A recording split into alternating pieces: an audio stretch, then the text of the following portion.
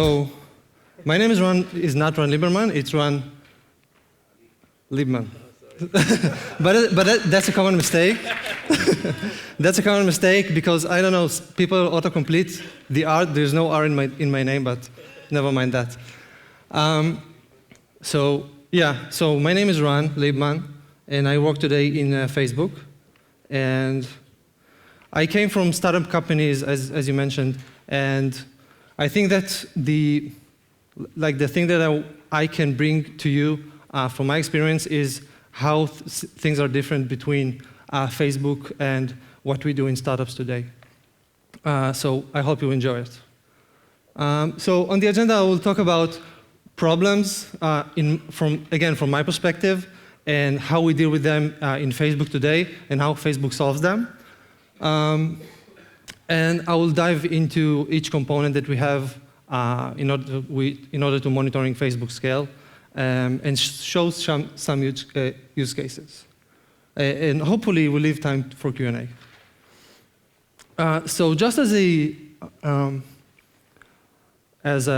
before we begin, we had one day that we had, or a couple of days that we had 1 billion active users, daily active users, and we are pretty stable on 1.4 billion active users, which is a lot. So edge cases are also a problem in Facebook scale because 1% of your traffic is 10 million people. It's a lot. So you need to think about every edge case, every corner case that you think you're going to encounter, it's going to be in high scale. So problems that we have today is all tools that are not accustomed to what we need to do. So for example, Nagios, which I personally like. I love Nagios, I admit. But it's only good for point-in-time monitoring. It's really difficult to do what happened in the last 2 hours in a fraction of 50% with our APIs. It's really difficult to do that. You can install plugins and extensions, but it's not that easy, and it doesn't scale. Another problem that we have is misusage of tools. Creating alerts from cron scripts, it's not a really good idea. Think about what happens when you have a tier or a cluster or a data center that you want to shut down for maintenance. You go on and you stop cron? Do you go ahead and SSH into each machine and comment it out in Chef for this specific cluster? I don't know, not a really good use case. And also, if you see in this example, it's really hard to know if something is wrong in the middle of the script. You need to check each pipe to see if something failed. Not the best case. Another problem that we have today is we are not treating metrics as first-class citizen. And what I mean by that is that today when we develop, there are a lot of people here from startups companies, and when you started your startup, you thought about, okay, I have this application data that I need to store, and I want to query it in a specific way and store it in a specific way with a specific engine. And you really thought about that. And as you go on and monitoring came as a need, you probably didn't think about, okay, how would I store my metrics? What kind of metrics do I have? Is it numbers? Is it logs? Is it something else? So this is another problem. And I think, in my opinion, the worst problem is the ops ownership. Monitoring your application is not the ownership. It does not supposed to be owned by the ops teams. Developers should have incentive to monitor their application. I think that as a developer, if you write code and you push it to production and you don't get that feedback of your impact of your code that you've done. You wrote some code, it took maybe a week, maybe a month, maybe a year, and you push it to production, and that's it, and you forget about it, and you move on to the next task. And so you feel kind of like a state machine with no state, like a stateless machine when you're always writing code and you don't get feedback from your work. So I would like to talk about our infrastructure and how we use monitoring and try to touch these points. So what you see here, it's a bunch of names which are meaningless to you. So I'll try to give some context. So the orange or yellowish squares are where we store most of our alerts or counters or logs. There are another systems that are in place, but because of time, I didn't put everything in. The red squares are components that react on alerts or create metrics or create alerts. The blue one at the top left is the UIs that we have, and the green one is the application itself, which we want to actually monitor. So let's start by talking about metrics, about ODS. So ODS is an operational data store. Its sole purpose is to store counters. Its only purpose. One can think about something similar like InfluxDB or maybe OpenTSDB or Graphite. Sorry, I apologize. So in Facebook, we have, for each entity in our infrastructure, which could be the data center itself, the cluster, the rack where the physical server is located, a port in a switch, an application, everything has an entity. And for each entity, you can store key value pairs of the counter that you want to monitor and its value, which will be a numerical one. So think about it that you can have counters for ports in a switch or very exotic entities. In my day-to-day use as a production engineer in Facebook, most of the time I am looking at data which is relevantly current, like from the last 24 hours. And because of that, we store most of our relevant data in memory, and all the other data we store in HBase on disks and not in memory in order to gain speed. So how do we add data? So you can add data from anywhere you'd like. There is an API for every imaginable language out there. But what we try to do is that each service owner inside Facebook can implement a very simple class or object, depending on the language, and it can export its metrics via some kind of an endpoint, which we call FB303 counters. And what that gives us is the opportunity to give the developers a way to export the counters, but not necessarily monitor them. So later on, we can decide what we want to monitor on. So eventually, as time goes by, developers and production engineers are starting to create metrics, and eventually, this becomes a lot of data, sometimes too much. And what we do in order to fix that is we do retention. So just to give you a bit of a context, so for example, after 2 weeks, the following 2 weeks will be 1 minute granularity for each counter. So if you store just any other metric, it will be the average of that metric. And if it's an aggregated one, for example, percentile 99 or I don't know, min, max, top n, it will be the same function again. But this is really sad because we want to have this data eventually. I mean, we are monitoring it. We are logging it. So we do, when we need to keep a specific behavior of the application, we are doing an aggregate of it. So for example, if you have a really important KPI or a metric that you want to store, you can do an aggregation of the P99 or P90 or the maximum of it or whatever you feel like, and do an aggregation. We do aggregation by cluster, by the data center, by the custom, by something that you want as a developer as an aggregation.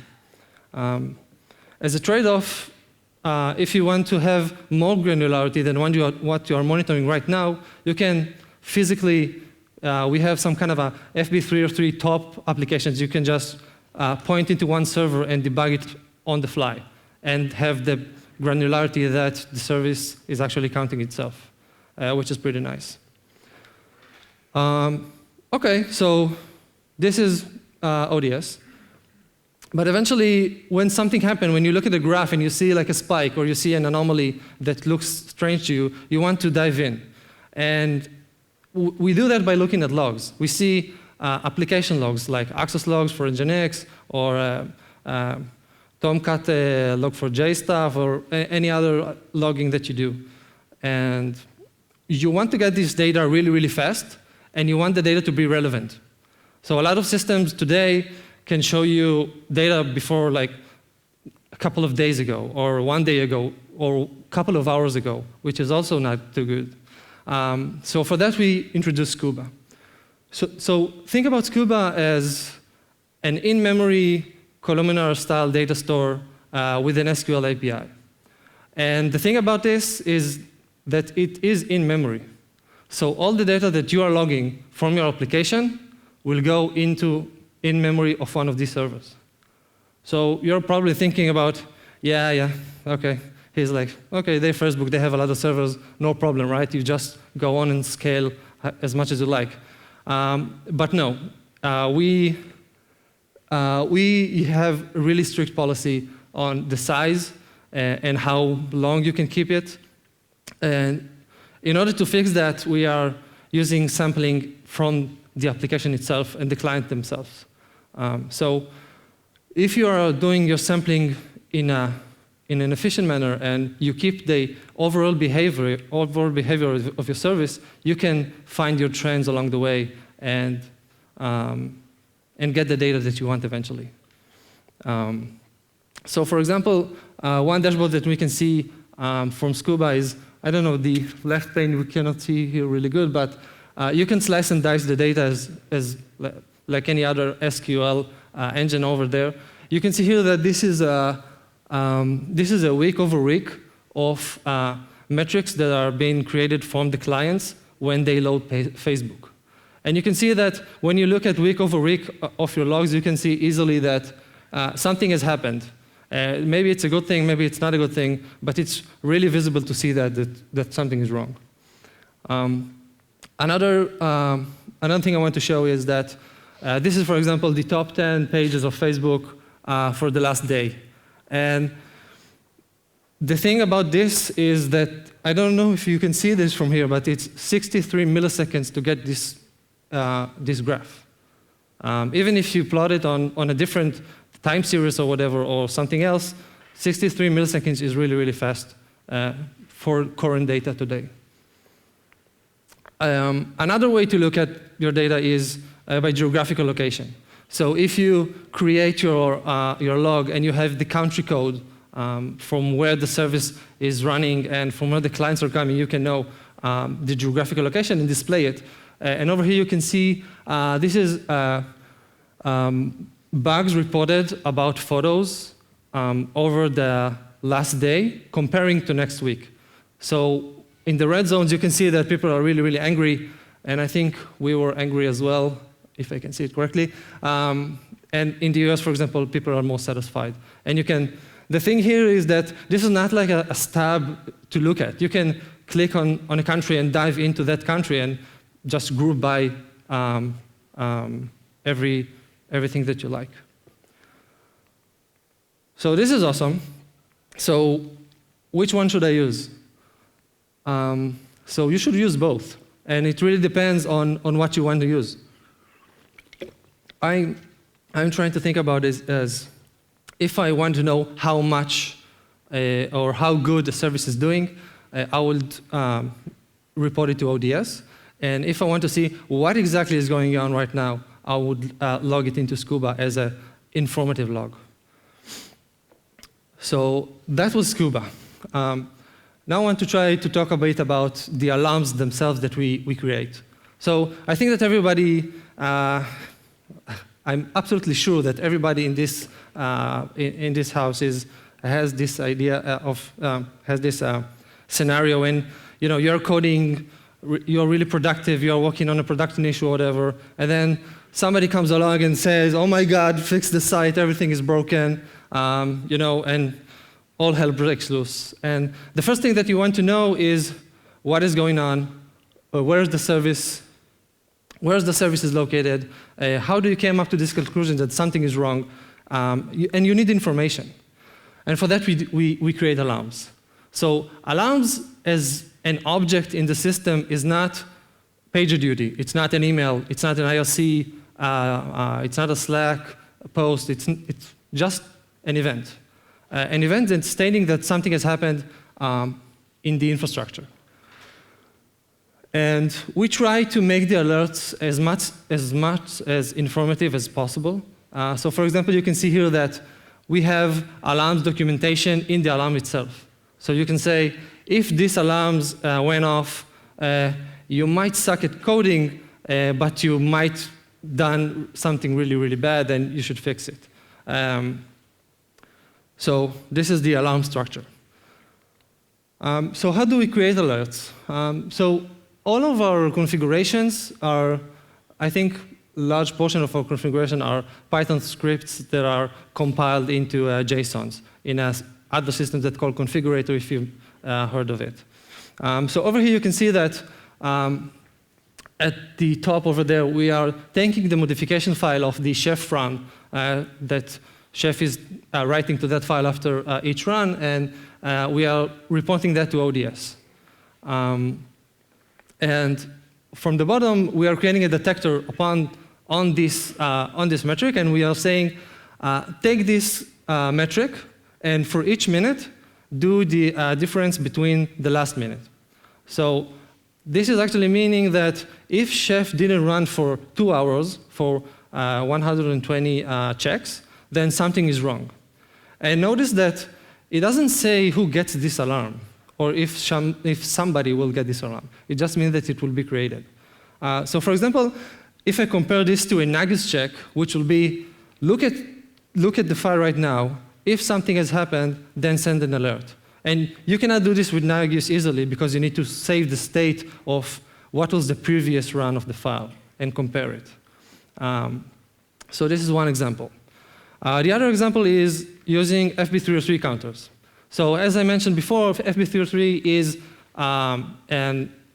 a way to externalize your counters. And what we do here is we take all of the summaries and all of the P50 of our service in a 1-minute granularity, and we report this to ODS. And we create a detector really easily that we can say that if our percentage of the exceptions are greater than 10%, we can alert to create an alert upon that. And again, this doesn't mean that somebody will get this alert. It might be overlooked. So what I like here is that there is a really good decouple of how we create and how we store the counters and how we generate alerts and act upon them. Another example is not for a specific host, but something really like from a high-level perspective. So as a context, we have in Facebook a set of machines that are not inside Facebook and monitoring Facebook externally. You can think about Pingdom on steroids that we manage. And all of these hosts are reporting the data into Cuba, and we can query and create alerts on that. So for example, here we are taking all of the hosts that we have externally, and we are grouping them by the region. And for each region, we are applying an anomaly detection function. And the anomaly detection function takes the metric and transform it into a metric that we can, that is some kind of a threshold, some kind of a metric that says how much the service is behaving irregularly. And on that query, we can do some checking. So we check if it's below or above a specific metric, we alert upon this. So notice that this is a threshold check, but it's a check on anomaly detection. So it's pretty nice. Another thing I want to show you is that there is the description of the alarm inside of where the alarm is generated. So you can have the description and how to recover from this alarm, and if there are any other on-calls that are related, maybe you should ping them. And if you will get this alarm eventually to your phone or to your email or whatever, you will have all the necessary information to do something. This saves a lot of time. And one other notice I want to say is that this is Python code. developers should not have any excuse about saying, I don't know Nagios and I won't touch it. This is Python code, and if you cannot code Python code, then maybe you should not be a developer. So awesome. We have counters, we have logs, and we have alerts. So what do we do now? We don't necessarily want to get paged on them, right? Maybe we can automate this. I'm guessing that a lot of folks here are waking up at night, getting paged and saying, oh yeah, I need to go SSH into that server, restart it, take a look at the logs, this space is full, where are the logs, yada, yada, yada. For that, we have FBAR. FBAR is a Facebook auto remediation system. And personally, I suggest all of you that when you go back home, try to think about how you can automate all of your stuff that you do day to day. And the reason I do that, I say that is because using FBAR, we are saving 136,000 human hours per day, which is a lot. Even for Facebook, it's a lot. And if you divide it for 3 rotations of engineers a day, it will be 17,000 engineers per day. And if you think about it, the next day, those 17,000 engineers won't come to work. So maybe you should double that number. Yeah, so FBAR is pretty cool. So FBAR is, in Facebook, we have API for absolutely everything. We have API for monitoring, we have API for controlling the data center components, the switches, the cluster ops that stays in the data center itself and replaces the disks and stuff like that. And we have API for all of that. And FBAR, what is FBAR job is to get all of these APIs into one generic location and export it via a plugin API which you can write. And also, you can do more difficult things and not only, oh, the service is down, then restart. You can do more complex scenarios. So a good scenario that we done is kernel upgrades. So if you think about it, kernel upgrades it's a trivial task. You go, you install, you restart, boom, you're done. But not on a production system, because you need to to drain the server, to take all of the containers, all of the services down. You need to make sure you won't get paged on this server. Then you need to ship the RPM to install it. Restart, wait for the restart, wait for the restart, wait for the restart. Maybe something is wrong. Okay, so I'll go ahead and create an on-call for the data center team. So complex things like that could also be automated in FBAR. And I think that this is saving a lot of time for us as well. So this is can you guys see that? Yeah? Okay. So this is, again, Python code, not something too fancy. But if you can see the remediate check, the remediate function, you can see that this is the algorithm that you use when you wake up, right? You do, okay, I'll check the service. If everything okay, PagerDuty off, good night. If not, okay, I'll try to restart it. Okay, maybe it's really stuck and the server is not running. So I'll escalate and I'll do something else. If restart worked, maybe the service is back, maybe the service is not. This piece of code can save all of you a lot of time. If you implement it right now, if you open your laptop and you do that, you will save yourself a lot of time to do that. Yeah, so FBAR is pretty cool. So we automated, we created alarms, we have ODS and Cuba metrics, and now we might need to get actual notification. But should we monitor and get notified about everything? Because the rationale here is that, okay, if I cannot automate this, this is a problem, and I need to treat it, right? So no, not everything. There are alerts that are not really that actionable for you, and you don't need to fix them, right? So if you have one server that dies out of thousands, then, or even from 100 servers, you don't really need to do that. So alarms that goes into your inbox, into your pager, into your whatever, should be actionable alerts. If you get an alert that you don't have something to do with that, you should not get it ever. This is a mistake. Please do not do that. You will burn out your people. Alert should be impactful. Maybe an alert is actionable, but you don't want to get paged on that because it's not that important. You can do it later. Or create an alert in a way that you won't notice it in the middle of the night. So personally, when I create an alert, I think I ask myself the question is, well, first of all, can I fix this? If so, then great. If not, let's automate this, because I don't want to get paged on that. And if I cannot automate this, is this actionable? And of course, should I wake somebody up in the middle of the night because of this? Just as a personal story for me, when I came to Facebook and I've been told that we are not getting paged on a single host failures. And I was like, yeah, right. But I mean, if one host goes down, it doesn't mean you need to treat it. I mean, if you do, you have another different problem in your organization. And the way we fix that is we do create alerts, but we are not getting a pager duty or a phone or an SMS. We create tasks in our systems. Or if you have a Slack channel, create a Slack alert that the server is down, please someone pick it up later when we have time. So we do want to do something with that, but not right now. There is a way to handle these kind of alerts. And also creating alerts is not that difficult. Again, Python code, if you can create an object in Python, you can create subscriptions.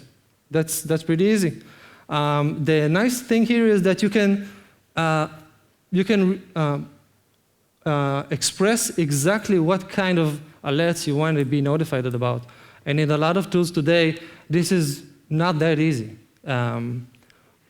For example, Nagios, for example, you need to understand the whole hierarchy of the object inheritance if you do that. In Zabbix, you need to understand all of the rules that go by when you create an alert. It's not that good experience even for an ops, in my opinion, again. So I want to ask a question is, if you can raise your hand if you think you can write bugless code without any bugs in it, make sure that it goes to production, everything is good. Nobody? Yeah? All right, so this one is for you. Okay? You cannot do that. It's not humanly possible. And we know we have bugs today. It's a part of the system, and we should treat it as such. So because we know that we cannot create code without bugs, we probably cannot create alarms for everything that we want to. So if we cannot create alarms for everything that we want, how do we do that? How do we treat those problems? And by that, we use dashboard. Dashboarding is really, really good tool to pick up on stuff that you don't even know are existed. And everybody has these problems today in their organization. Everybody. So dashboards are good for that, to raise awareness for stuff that you're not thinking about them. It's good for making a case. Data wins arguments, we say. If somebody is arguing about something and you present a dashboard and says, look at this drop, this is fucked up, and the other guy cannot say anything about this, right? Because this is in front of the space. So one of the tools that we use is Cubism. So this looks like something like really off, but I'll try to explain. So each row here is a web tier that we have in Facebook, and the x-axis is time, and y is the metric itself, the counter. But you can see that for each row, every time that the counter goes to the upper bound, it gets rotated from the bottom, but with a darker color. So you can see that, is this working? Yeah?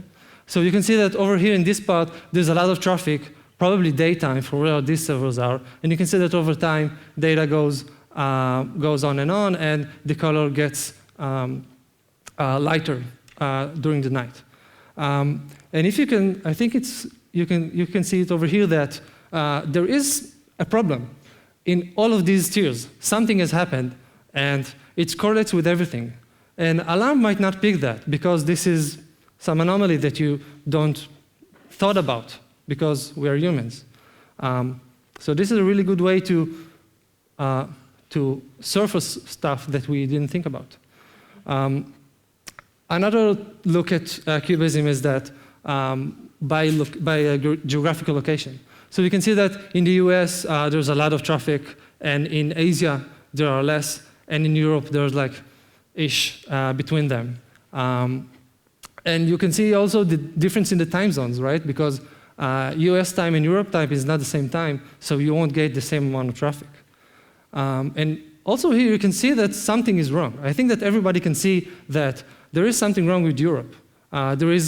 There are some kind of a problem over here. There's like a really good drop, and then another one, and then a traffic shift, right? So even if you're not a PE, a production engineer, or operational oriented, you can clearly see that something is wrong in Europe. And for example, this is a DR, a traffic shift from one region in Europe to the other. Yeah. Another graph.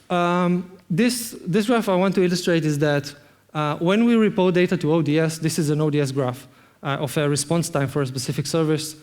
You can see that we can do aggregation and we can add counters and stuff into ODS, but you can do on the fly a mathematical equation on this data in time. So even if you didn't think that, oh, I'll need this P99 on this service, you can do that here. And for example, in this graph, you can see that what is interesting is that the average is like really, really high above the chart, and the P50 is like very, very stable, and P95 is below the average. So this probably is like, okay, so P95 is below the average, then maybe something is wrong in the P99. And one thing that I will do next is, okay, I will go ahead and take this P99 value and go into Cuba and see what exactly is going on. So this is like the flow of how I like to trouble stuff in Facebook. So every time you look at the graph and you see something that something is wrong, you always, like the first thing you do is you ask your peers, did you just restart this service? Did you just do this code push, this chef changes or whatever? You always try to blame somebody maybe, or maybe get information like, okay, is this really relevant? We have a system that calls Upstream, operational stream, which is very, very nice.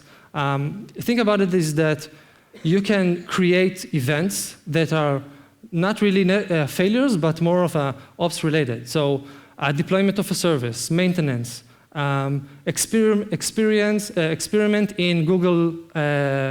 All right, they don't have experiment, but maybe pushing your APK to more percentage in Google Store, Play Store. And this could be automated via an API, and you can create them automatically, and then create annotation on dashboard to see what happens. And if this was an actual browser, I could hover on this line over there and see what actually happened and who created this alert, and maybe get more information from them. Really useful. So, מה היה לנו? Let's sum it up. So, one thing I want to deliver, one message is, treat your data wisely. Think about how you want to store it and what you want to store. Maybe you should not store everything because you're not capable, and if you do, store as much as you can. But think about what good storage engines will be good for your metrics and for your logs.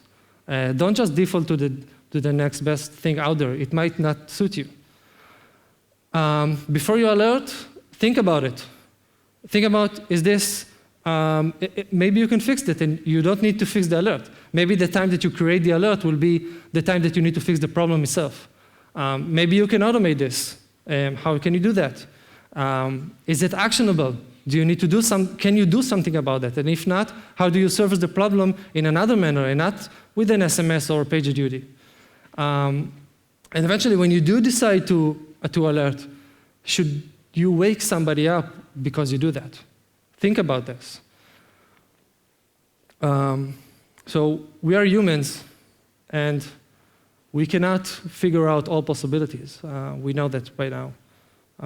Use dashboards in order to see beyond yourselves and understand things that you didn't see before that, and gain more insights from dashboards. As I said, data wins argument is really stuck in my head.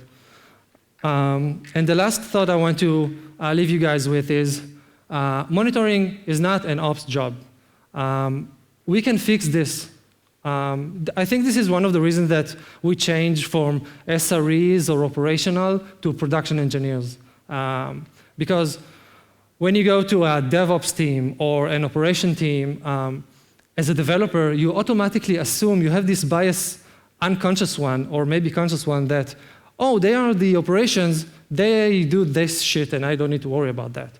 And this is wrong, and we can fix this by producing better tools for developers, working with developers, and trying to convince them why they should care about this. And again, I want to go back to the point from earlier that as a developer, if I'm not getting a feedback from what I am doing, from the code that I'm pushing, from the changes that I'm doing, and I'm not getting that feedback, I will be burned out immediately. And probably after a year, I will leave the company and go to someplace else. And the problem is not in the company. The problem is with this relationship with the production system. So please keep this in mind. I think that's it.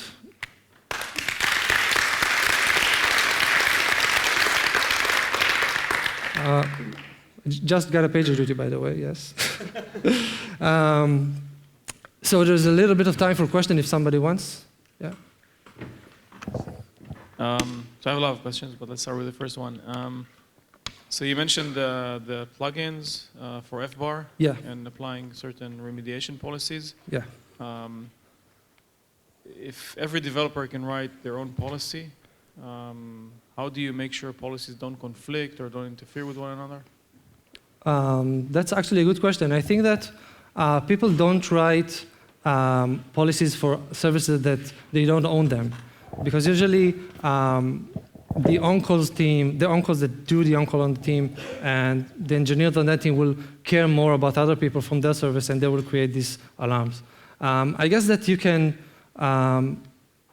that by doing proper code reviews on your code, you can do that. But I don't think we have kind of a system in place right now.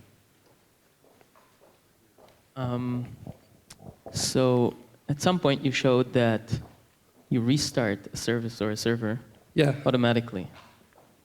That abstracts problems.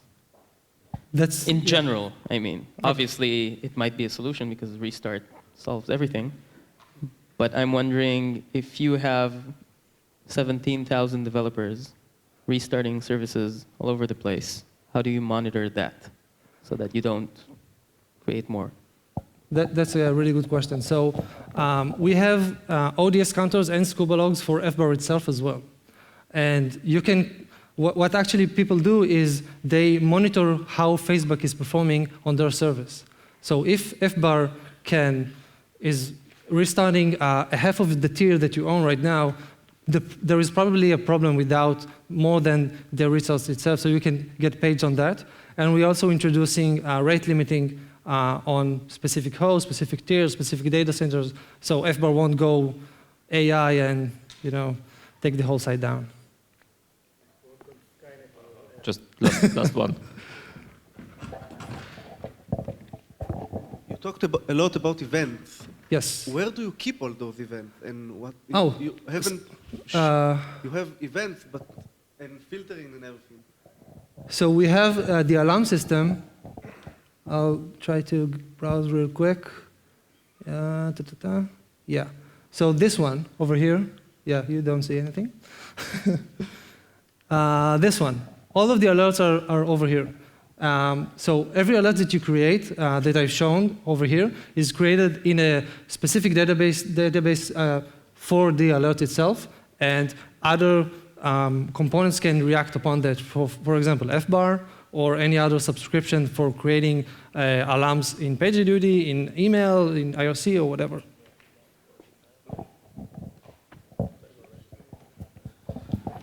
So thank you very much. Thank you. יש לו עוד שאלה.